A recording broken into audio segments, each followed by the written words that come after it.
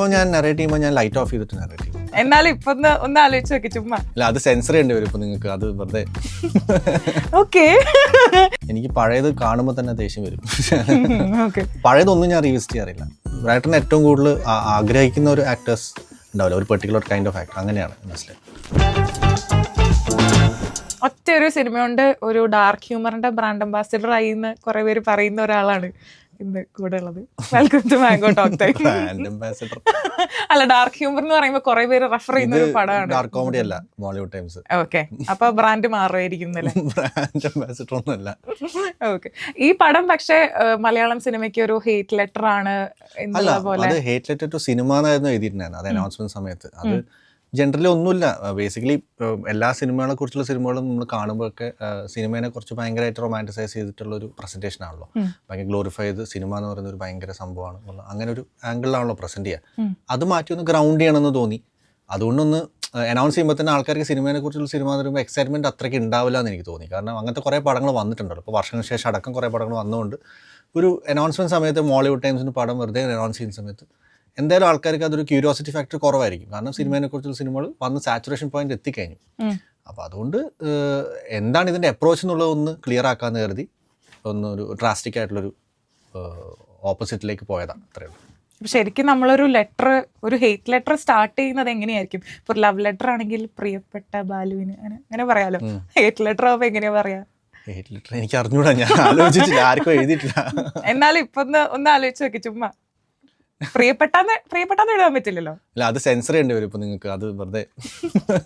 Okay, ശരി. ഫിലിമിലെ ഇപ്പോൾ ട്രെയിലറിലൊക്കെ കാണിച്ചിട്ടുള്ള പോലെ ഒരു ഹാൻഡി ക്യാം കാലം കാണിക്കുന്നുണ്ട്, പിന്നെ ശ്യാമളൻ റെഫറൻസസ്.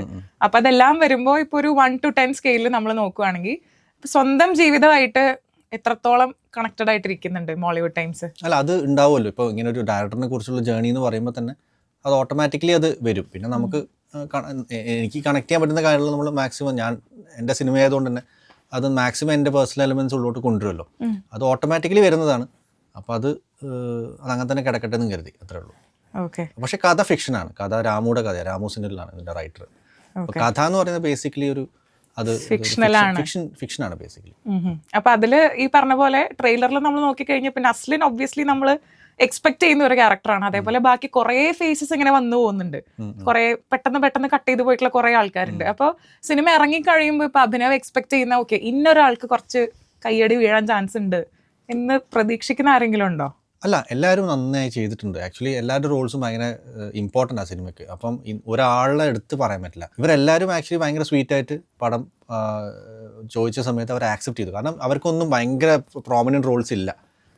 അവരിപ്പോൾ എക്സ്പെക്ട് ചെയ്യുന്ന, അവർക്ക് ബേസിക്കലി ഇപ്പോഴത്തെ ബാക്കിയുള്ള അവരുടെ പടങ്ങളിൽ കിട്ടുന്ന ഒരു ലെവൽ ഓഫ് റോൾസ് ഒന്നും ഇതിലില്ല. റോളൊന്നും ഇതിലില്ല, ഭയങ്കര ചെറിയ റോൾസാണ് എല്ലാം നസ്ലിനാണ് പ്രോമിനൻസ് ഈ പടത്തിന്. അപ്പോൾ എന്നിട്ടും അവർ ആ ഒരു വിശ്വാസത്തിൻ്റെ മേലെ വന്ന് അഭിനയിച്ചു. അതന്നെ വലിയ കാര്യം. ചന്തുവിന്റെ ഒരു ഫ്രെയിം കാണിക്കുന്നുണ്ടല്ലോ, അതിനകത്ത് നമ്മളിങ്ങനെ കഷ്ടപ്പെട്ട് പോസ്റ്റ് ചെയ്ത് ഞാൻ കണ്ടുപിടിച്ച ഒരു സാധനമായിരുന്നു നോ കർമ്മ ദിസ് ഇസ് മൈ റൂൾസ് എന്ന് പറയുന്ന ഒരു സാധനം. അത് സൈഡിൽ ഇങ്ങനെ ഇരിപ്പുണ്ട്. അപ്പൊ അതായത് മുകുന്ദൻ ഉണ്ണിയുടെ ആ ഒരു യൂണിവേഴ്സ് ആയിട്ട് ഹോളിവുഡ് ടൈംസിന് എന്തെങ്കിലും ഇല്ല. പിന്നെ എന്താണ് അത് അങ്ങനെ പടം കാണും. ഓക്കെ, കണക്ഷൻ ഉണ്ടായിരിക്കോ? എന്തെങ്കിലും ഒരു കണക്ഷനും ഇല്ല ആക്ച്വലി. അതും ഇതായിട്ട് ക്യാരക്ടേഴ്സോ കഥയോ അതൊന്നും കണക്റ്റഡ് അല്ല. അത് ഫിലോസഫി മാത്രം മേ ബി കണക്റ്റഡ് ആയിരിക്കാം. അതുണ്ടാവും, ഞാൻ ഡയറക്ടറിന്റെ. അപ്പൊ അതിന്റെ ഒരു യൂണിവേഴ്സ് ക്രിയേറ്റ് ചെയ്യാനുള്ള അങ്ങനെയൊന്നുമില്ല. ഓക്കെ. ഇപ്പൊ മുകുന്ദൻ ഉണ്ണിയുടെ അല്ലാണ്ട് വേറെയും റെഫറൻസുകൾ ഒരുപാടുണ്ട്. ഇപ്പൊ നമ്മള് മോഹിനിയാട്ടം സിനിമ ഇറങ്ങിയതിന് ശേഷം എല്ലാവരും ഇങ്ങനെ അതില് ഒരു ഈസ്റ്റർ എഗ് ഹണ്ടിങ് നടത്തുന്നുണ്ട്. അപ്പൊ അതേപോലെ കുറെ ഹണ്ട് ചെയ്യാനുള്ള റെഫറൻസുകൾ ഒന്നുമില്ല, ഡെലിബറേറ്റ് ആയിട്ട് ഒന്നും ഇട്ടിട്ടില്ല. ഇപ്പം അതിൽ കാണുന്നതൊക്കെ 1-2 ഷോട്ടുകൾ പടത്തിനകത്ത് നമ്മൾ ഡെലിബറേറ്റ് ആയിട്ട്, എനിക്ക് ഭയങ്കര സ്നേഹം തോന്നിയിട്ടുള്ള പണ്ടത്തെ സിനിമകളൊക്കെ ഉള്ള ഷോട്ടുകൾ ചിലപ്പം അതുമായിട്ട് ഓർമ്മപ്പെടുത്തുന്ന രീതിയിൽ എന്തെങ്കിലും ഇട്ടിട്ടുണ്ടാവും. അത് ടീസറിൽ എനിക്ക് തോന്നുന്നില്ല. ടീസറിൽ വന്നതൊക്കെ എനിക്ക് തോന്നുന്നത് മിക്കതും അത് അൺഇൻറ്റൻഷനലായിട്ട് വന്നതാണെന്ന് തോന്നുന്നു. അങ്ങനെ ഡെലിബറേറ്റ് ആയിട്ട് ഇട്ടതല്ല. അങ്ങനെ ഡെലിബറേറ്റ് ആയിട്ട് ഇട്ടിട്ടുള്ളത് ഏത്? അത് പടം കാണുമ്പോൾ മനസ്സിലാവും. ഓക്കെ. അല്ല, മറ്റേ പോയിന്റ് ചെയ്യുന്ന സാധനമൊക്കെ ഡിക്കാപ്രിയോ അത് ഡെലിബറേറ്റാ. ടീസറിലുള്ള വേറെ കുറച്ച് സാധനങ്ങളുണ്ട്. വേറെ അവർ കണ്ണട ഇനി പിന്നെ സ്ക്രീൻഷോട്ട് എടുത്തിട്ട് ഇങ്ങനെ കുറെ ആൾക്കാർ ഇൻസ്റ്റാഗ്രാമിൽ പോസ്റ്റ്. മറ്റേ ഡിക്കാബ്രോയുടെ ഒബ്വിയസ് ആണ്, അത് ഡെലിബറേറ്റ് ആണ്. പക്ഷെ ബാക്കിയുള്ള ടീസറിലുള്ള ഒന്നും ഡെലിബറേറ്റ് അല്ല കേട്ടോ.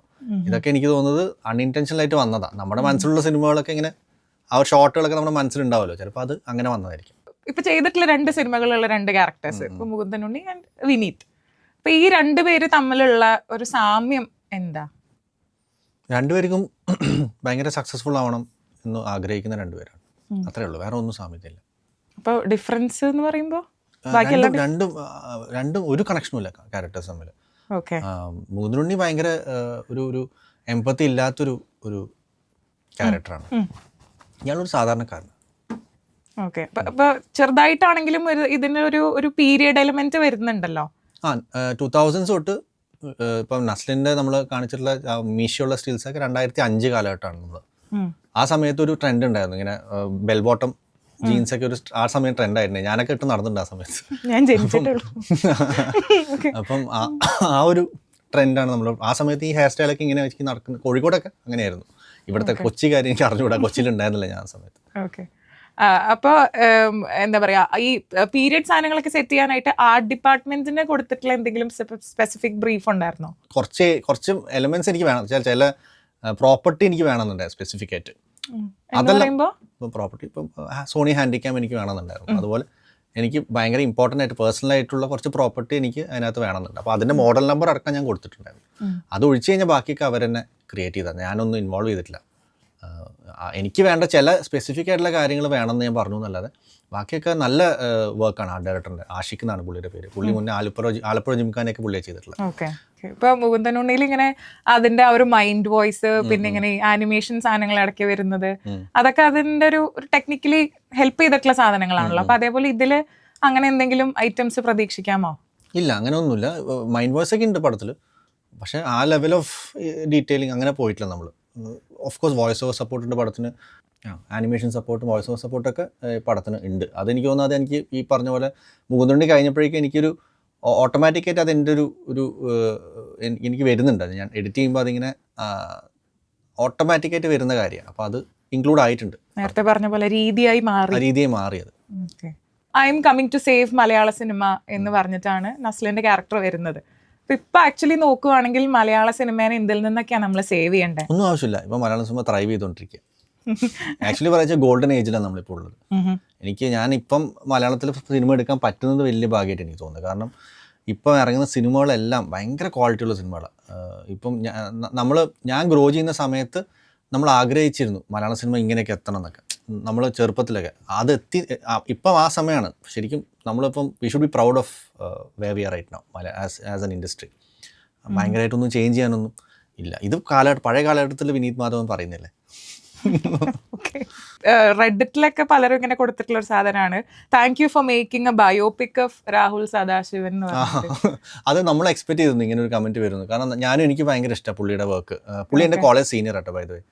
നമ്മൾ സെയിം, മനോജൊക്കെ നമ്മളൊക്കെ സെയിം കോളേജ് പഠിച്ച എന്റെ സീനിയർ ആയിരുന്നു. അപ്പം അന്ന് തൊട്ടേ അറിയാം പുള്ളിനെ വർക്ക് എനിക്ക് ഭയങ്കര ഇഷ്ടം. അപ്പം ഞാനൊരു രാമു നമ്മൾ ഇത് എഴുതുന്ന സമയത്ത് നമ്മൾ ആലോചിച്ചു, ഇതിപ്പോൾ ആൾക്കാർ പറയാലോ ഇപ്പോൾ രാഹുൽ സദാശിവന്റെ സ്റ്റോറി, കുഴപ്പമില്ല, സന്തോഷം. അതൊരു കണക്ഷൻ ഒന്നുമില്ല. അല്ല, അപ്പൊ നിങ്ങൾ ഒന്നിച്ച് ഓരോ സ്ഥലത്ത് പഠിച്ചുകൊണ്ട് ഡിസ്കഷൻസ് ഉണ്ടാവാറുണ്ട് ഇങ്ങനെ ഫിലിം മേക്കിങ്ങിനെ പറ്റി? ഇല്ല, രാഹുലേട്ടനായിട്ട് ഞാൻ കുറേ കാലം സംസാരിച്ചിട്ട്, പ്രമേയം കഴിഞ്ഞ സമയത്താണ് നമ്മളൊന്ന് ഫോണിൽ സംസാരിച്ചത്. അപ്പം അങ്ങനെ നമ്മൾ 2 തവണ സംസാരിച്ചു. ഇടയ്ക്കൊന്ന് മീറ്റ് ചെയ്യണമെന്നൊക്കെ ഇങ്ങനെ സംസാരിച്ചു, പിന്നെ ഒന്ന് മീറ്റ് ചെയ്യാൻ പറ്റിയില്ല. പിന്നെ കുറേ കാലം മീറ്റ് ചെയ്തു. ഞാൻ പണ്ട് കോളേജിൽ പഠിക്കുമ്പോൾ കണ്ടതിന് ശേഷം പിന്നെ മീറ്റ് ചെയ്തിട്ടില്ല, ഫോണിൽ സംസാരിച്ചു, അത്രേ ഉള്ളൂ. ഇപ്പോ മലയാളത്തിലെ ഒരു 3 ബെസ്റ്റ് ഹൊറർ ഫിലിം മേക്കേഴ്സ് അല്ലെങ്കിൽ favourite horror film makers? Favourite definitely Vinayan എനിക്ക് ഭയങ്കര ഇഷ്ടമാണ്, ആകാശാങ്ക എസ്പെഷ്യലി. പിന്നെ രാഹുൽ സദാശിവൻ ഉണ്ട്. ബാക്കി പേര് എനിക്ക് തലയിൽ വരുന്നില്ല, അതുകൊണ്ട്. ഓക്കെ. പിന്നെ ഇപ്പൊ കുറച്ചുകൂടെ വൈഡായിട്ട് വേണം നോക്കാം, മലയാളത്തിൽ അല്ലാണ്ട് രാം ഗോപാൽ വർമ്മ. ഓക്കെ, ഭയങ്കര ഇഷ്ടം. ഹൊറർ ഫിലിം എടുക്കാൻ എന്തെങ്കിലും? എനിക്ക് ഒട്ടും പോവാത്തൊരു ജോണറാന്ന് തോന്നുന്നു. ഞാൻ ആലോചിച്ചില്ല ഒരു ഹൊറർ സിനിമ എടുക്കണം. പണ്ട് ആലോചിച്ചിരുന്നു. ഞാൻ ചെറുപ്പത്തിൽ ആക്ച്വലി ഇൻസ്പയർഡ് ആയത് ഇതുപോലെ ശ്യാമളന്റെ പടങ്ങൾ കണ്ടിട്ടും. ആദ്യം ഞാൻ എടുത്ത ഷോർട്ട് ഫിലിംസ് ഒക്കെ ഹൊററൊക്കെ ആയിരുന്നു. അപ്പം ആ എലമെന്റ്സ് ഒക്കെ വന്നതായിരിക്കാം ഇതിൽ. ആദ്യം എടുത്തിട്ടുള്ള ഷോർട്ട് ഫിലിംസ് ഒക്കെ ഒളിപ്പിച്ച് വെച്ചേക്കാന്ന്? എല്ലാം ഒളിപ്പിച്ച് വെച്ചേക്കാം. ചിലതൊക്കെ പോയി ഡിലീറ്റ് ആയിരുന്നു. അത് റീവിസിറ്റ് ചെയ്യാറുണ്ടോ? ഇല്ല, എനിക്ക് പഴയത് കാണുമ്പോൾ തന്നെ ദേഷ്യം വരും. പഴയതൊന്നും ഞാൻ റീവിസിറ്റ് ചെയ്യാറില്ല. ഞാൻ ഒക്കെ മറക്കാൻ നോക്കാറുള്ളൂ. ഓക്കെ. ഹാൻഡി ക്യാമിൽ ഷൂട്ട് ചെയ്ത് നടന്നിട്ടുള്ള ഒരാളാണല്ലോ. അപ്പൊ ആ സമയത്ത് ക്യാമറയുടെ ഫ്രണ്ടിലും വന്നിട്ടില്ലേ? ഞാൻ ആദ്യത്തെ ഷോർട്ട് ഫിലിമൊക്കെ ചെയ്യുന്ന സമയത്ത് നമ്മൾ 2 ഫ്രണ്ട്സ് ആയിരുന്നു. ഞാൻ എൻ്റെ ബെസ്റ്റ് ഫ്രണ്ട് അശ്വിൻ, നമ്മൾ രണ്ടുപേരും ഒരുമിച്ചാണത് എഴുതിയതും ഡയറക്റ്റ് ചെയ്തതൊക്കെ നമ്മൾ സ്കൂളിൽ പഠിക്കുമ്പോൾ. അപ്പം അവൻ ഷൂട്ട് ചെയ്യുമ്പോൾ ഞാൻ അഭിനയിക്കും, ഞാൻ ഷൂട്ട് ചെയ്യുമ്പോൾ അവൻ അഭിനയിക്കും. അങ്ങനെയാണ് നമ്മൾ രണ്ടുപേരും ഉണ്ടായിരുന്നുള്ളൂ എല്ലാം ചെയ്യാൻ. അപ്പോൾ അങ്ങനെയൊക്കെ അഭിനയിച്ചിട്ടുണ്ടല്ലാണ് പിന്നെ ഒന്നും ക്യാമറയുടെ മുന്നിൽ വന്നിട്ടില്ല. ഇനിയപ്പോ വന്നുകൂടെ? ഏയ് സുന്ദരനും സുമുഖനുമായ ഒരു യുവാവായിട്ട്? അതെ, കഴിവ് വേണം. ഈ സ്ക്രിപ്റ്റ് നറേഷൻ എന്ന് പറയുന്നത് ഭയങ്കര ഇമ്പോർട്ടൻ്റ് ആയിട്ടുള്ള ഒരു സ്കില്ലാണല്ലോ ഒരു റൈറ്റർ ഡയറക്ടർ എന്ന് പറയുമ്പോൾ. അപ്പോൾ between Mukundan Unni and Mollywood times എങ്ങനെയാണ് ഇപ്പോൾ അഭിനവിൻ്റെ ഒരു നറേഷൻ സ്കിൽസ് ഇമ്പ്രൂവ് ആയിട്ടില്ലേ സെൽഫായിട്ട് നോക്കുമ്പോൾ? അധികം ഇമ്പ്രൂവ് ആയിട്ടില്ല. ഇപ്പോഴും ഞാൻ വായിക്കുകയും ചെയ്യാം സ്ക്രിപ്റ്റിൽ. എനിക്ക് സ്ക്രിപ്റ്റ് ബൈഹാർട്ടൊന്നും പഠിക്കാൻ പറ്റില്ല, ലൈക്ക് ബൈഹാർട്ട് ഉണ്ടാവില്ല. അത് ഞാൻ നോക്കി വായിക്കുകയും ചെയ്യുക. അത് വായിക്കുന്നതിൻ്റെ ടെക്നിക്സ് കുറച്ച് ഞാൻ മാറ്റിയിട്ടുണ്ടെന്നേ ഉള്ളൂ. കുറച്ചുകൂടെ ഒന്ന് ആൾക്കാരെ ഇംപ്രസ് ചെയ്യാവുന്ന രീതിയിൽ ഞാനൊന്ന് അങ്ങനെ മാറ്റിയെടുത്തിട്ടുണ്ട് അത്രേ ഉള്ളൂ. ഓക്കെ. അപ്പോൾ എന്തായിരുന്നു വ്യത്യാസം ഇപ്പോൾ മുകുന്ദൻ ഉണ്ണി നറേറ്റ് ചെയ്ത ടൈമിലും ഇത്? ഇപ്പോൾ ഞാൻ നറേറ്റ് ചെയ്യുമ്പോൾ ഞാൻ ലൈറ്റ് ഓഫ് ചെയ്തിട്ട് നറേറ്റ് ചെയ്യും. ഓക്കെ.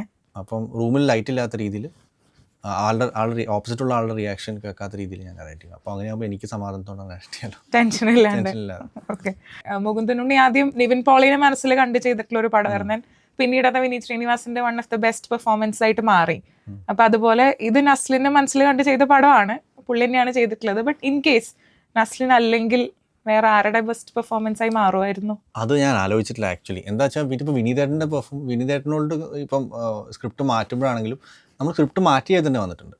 നമ്മൾ ഒരിക്കലും വിനീതേട്ടന് വേണ്ടി എഴുതിയ സ്ക്രിപ്റ്റ് അല്ല വിനീതേട്ടനെ വെച്ച് ഷൂട്ട് ചെയ്തിട്ടുള്ളത്. നിവിനേട്ടൻ അവൈലബിൾ അല്ല എന്ന് മനസ്സിലായി അവസാനം വിനീതേട്ടൻ അഭിനയിക്കുന്നതെന്ന് ഒരു കൺഫർമേഷൻ കിട്ടിയ സമയത്ത് ഞാൻ എന്നിട്ട് വിമലിൻ്റെ കൂടെ ഇരുന്നിട്ട് സ്ക്രിപ്റ്റ് മൊത്തം വിനീതേട്ടനെ മനസ്സിൽ വെച്ച് മാറ്റി. അങ്ങനെയാണത് ഷൂട്ട് ചെയ്തത്. അപ്പം ഒരിക്കലും നിങ്ങൾക്ക് വിനീതേട്ടൻ്റെ ആ ഒരു വേർഷൻ അല്ല നിങ്ങൾ കണ്ടിട്ടുള്ളത്, അത് വേറെയായിരുന്നു, കംപ്ലീറ്റ്ലി വേറെ സിനിമയായിരുന്നു അത്. ഓക്കെ. അപ്പോൾ ഇപ്പം നസ്ലിനെ മനസ്സിൽ വെച്ചിട്ട് ഈ സിനിമ പ്ലാൻ ചെയ്യുന്ന സമയത്ത് ഒരു പിക്ചർ ഉണ്ടായിരിക്കുമല്ലോ നസ്ലിനെ പറ്റി. അതിനുശേഷം ഇപ്പോൾ പുള്ളിയുടെ കൂടെ വർക്ക് ചെയ്ത് കഴിഞ്ഞപ്പോൾ ഒരു പ്ലസ് പോയിന്റ് കൊടുക്കാൻ തോന്നിയ എന്തെങ്കിലും കാര്യം? അല്ല, എനിക്ക് എല്ലാ രീതിയിലും പുള്ളി ഒരു ബെറ്ററായിട്ട് തോന്നി. ഞാൻ മനസ്സിൽ കണ്ടതിനായിട്ടും ബെറ്ററായിട്ട് തോന്നി. പുള്ളി ഭയങ്കര സിൻസിയറാണ്, ഡിസിപ്ലിൻഡ് ആണ്, ടൈമിന് വരും, എല്ലാ കാര്യങ്ങളും കറക്റ്റ് ഷാർപ്പായിട്ട് നോട്ട് ചെയ്യും, പെർഫോമൻസ് വൈസ് ആണ്, എല്ലാ രീതിയിലും ഭയങ്കര കംഫർട്ടബിൾ ആയിരുന്നു വർക്ക് ചെയ്യാൻ. ഇപ്പം വെയിറ്റ് കൂട്ടാൻ പറഞ്ഞാൽ വെയിറ്റ് കൂട്ടും, വെയിറ്റ് കുറക്കാൻ പറഞ്ഞാൽ വെയിറ്റ് കുറയ്ക്കും. ഭയങ്കര ഫ്ലെക്സിബിൾ ആയിട്ടുള്ള ബോഡി ഒക്കെയുള്ള എല്ലാ രീതിയിലും കമ്മിറ്റഡ് ആയിട്ടുള്ള ഒരു ആക്ടറാണ്. ഓക്കെ. ഒരു ഡയറക്ടറിനെ ഏറ്റവും കൂടുതൽ ആഗ്രഹിക്കുന്ന ഒരു ആക്ടേഴ്സ് ഉണ്ടാവില്ല, ഒരു പെർട്ടിക്കുലർ കൈൻഡ് ഓഫ് ആക്ടർ, അങ്ങനെയാണ് മനസ്സിലായി. ഓക്കെ. അപ്പോൾ ഫസ്റ്റ് മുകുന്ദൻ ഉണ്ണി ഒരു സക്സസ്സിലേക്ക് എത്തുന്ന ഒരാളുടെ സ്റ്റോറിയാണ്. ഇതും കുറെ സ്ട്രഗിൾ ചെയ്ത് സക്സസ്സിലേക്ക് പോകുന്ന ഒരാളുടെ സ്റ്റോറിയാണെന്ന് പറയും. ഇപ്പോൾ ഒരു സക്സസ് ട്രിലോജി എന്ന് പറഞ്ഞ് നോക്കുകയാണെങ്കിൽ ഇനിയുള്ള സക്സസ് സ്റ്റോറി എന്തായിരിക്കും? ഇപ്പോൾ പറഞ്ഞാൽ അതിൻ്റെ ഫണ്ണ് പോയില്ലേ. അതിനി പടം ഇറങ്ങി വന്ന് അതിന് ശേഷം പിന്നെ മുകുന്ദൻ ഉണ്ണി 2 ചെയ്യാനുണ്ട്. അതൊക്കെ ചെയ്ത് കഴിഞ്ഞ് പതുക്കെ അതിലോട്ട് കിടക്കാം. മുകുന്ദൻ ഉണ്ണി 2 എപ്പോഴായിരിക്കും? എനിക്ക് തോന്നുന്നു നമ്മൾ അതിരടിയുടെ ഇന്റർവ്യൂലോ എന്തോ വിനീതേട്ടൻ്റെ അടുത്ത് സംസാരിച്ച സമയത്ത് പുള്ളി ഇങ്ങനെ ഒരു സൂചന പറഞ്ഞിരുന്നു. അത് ഞാനും അതിൻ്റെ കോറേറ്റർ ഉണ്ട് വിമൽ ഗോപാലകൃഷ്ണൻ ഉണ്ട്. അപ്പോൾ പുള്ളി ഞാനിപ്പോൾ ഡിസ്കഷൻസ് തുടങ്ങിയിട്ടുണ്ട്, ഏർലി സ്റ്റേജിലാണ്. അപ്പോൾ ഞാൻ എൻ്റെ എഡിറ്റിംഗ് ഇപ്പോൾ മ്യൂസിക് സെഷൻസ് ഇപ്പോൾ നടന്നുകൊണ്ടിരിക്കുക, ഫൈനൽ മിക്സൊക്കെ. അപ്പം ഇതിൻ്റെയൊക്കെ ഇടയിൽ ഞാൻ എപ്പോഴും ആഴ്ചയിൽ ഒരിക്കൽ ഞാൻ വിമലിനെ കാണാറുണ്ട്. വിമൽ വരും, നമ്മൾ ഒരു ഡ്രൈവിന് പോകും, ഫുഡൊക്കെ കഴിച്ച് പതുക്കെ ഒരു ഡിസ്കഷൻ, ഒരു 2 hours നമ്മൾ ഇരിക്കാറുണ്ട്, ആഴ്ചയിൽ ഒരിക്കലും ഇരിക്കാറുണ്ട് മുകുന്ദൻ ഉണ്ണി 2 വേണ്ടിയിട്ട്. അപ്പോൾ അതിങ്ങനെ പോകുന്നുണ്ട്. അത് നമ്മുടെ മോളിവുഡ് ടൈംസ് റിലീസിന് ശേഷം പതുക്കെ അതിൻ്റെ വർക്ക് കുറച്ചും കൂടെയൊക്കെ എനിക്കൊരു ബ്രേക്ക് എടുക്കണം, അതിനുശേഷം പതുക്കെ അതിൻ്റെ വർക്ക് തുടങ്ങും. And about your personal success story പറയുവാണെങ്കിൽ ഇപ്പം കുറേ സ്ട്രഗിൾ ചെയ്താണ് ഇവിടം വരെ എത്തിയിട്ടുള്ളത്. And who supported you the most? ചെറുപ്പത്തിൽ ഡെഫിനറ്റ്ലി എൻ്റെ അച്ഛനമ്മ, പിന്നെ എൻ്റെ ex-wife. ഞാൻ ഡിവോഴ്സ് ചെയ്യണം. അപ്പം ഏറ്റവും കൂടുതൽ സപ്പോർട്ട് ചെയ്ത് ആ സമയത്ത് ഒരു സ്ട്രഗ്ലിംഗ് ഫേസിൽ എൻ്റെ ex-wife ആയിരുന്നു ഏറ്റവും കൂടുതൽ സപ്പോർട്ട് ചെയ്തത്. ഓക്കെ. അപ്പോൾ ഏതെങ്കിലും ഒരു പോയിന്റിൽ ഇങ്ങനെ സ്ട്രഗിൾ ചെയ്തുകൊണ്ടിരിക്കുമ്പോൾ ഇങ്ങനെ ഇത് മതിയാക്കാമെന്ന് തോന്നിയിട്ടുണ്ടോ? ഇല്ല, അങ്ങനെ തോന്നിയിട്ടില്ല. ഓക്കെ. അപ്പോൾ എന്താ അപ്പോൾ തുടർന്ന് ഇങ്ങനെ കഷ്ടപ്പെടാനായിട്ടുള്ളൊരു അതെന്തോ എനിക്ക് തോന്നുന്നു എൻ്റെ ബ്രെയിനിൻ്റെ വയറിങ് അങ്ങനെയായിരിക്കും, അത് കുറച്ച് പെർസിവറൻസ് കൂടുതലാണ്. ഓക്കെ.